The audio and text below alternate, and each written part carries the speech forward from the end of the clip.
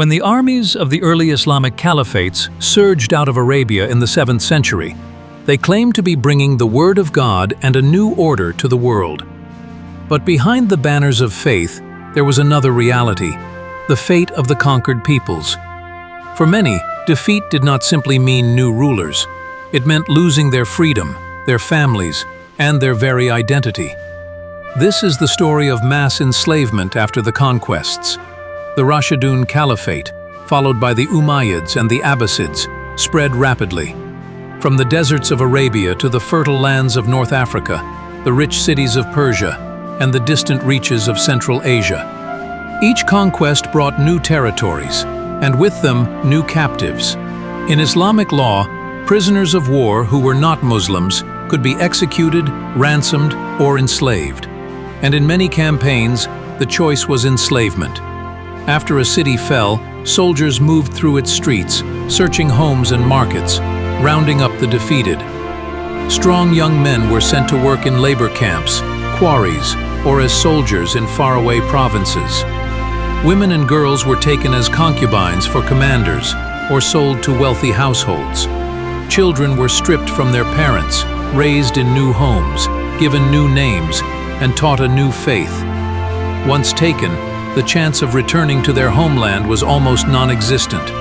Slave markets thrived across the Islamic world, in Damascus, Baghdad, Cairo, and later in Cordoba. Here, human beings were inspected, traded, and transported across the empire.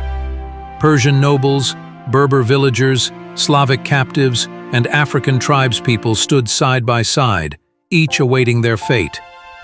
The Caliphate's economy benefited not only from taxes, but also from the trade in human lives.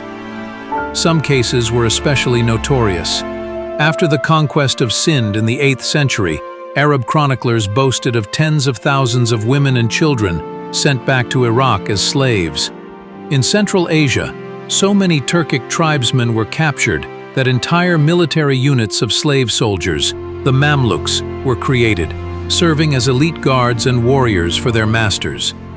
In North Africa, when Berber tribes rebelled against the Caliphate, their families were seized and sold in distant lands as punishment.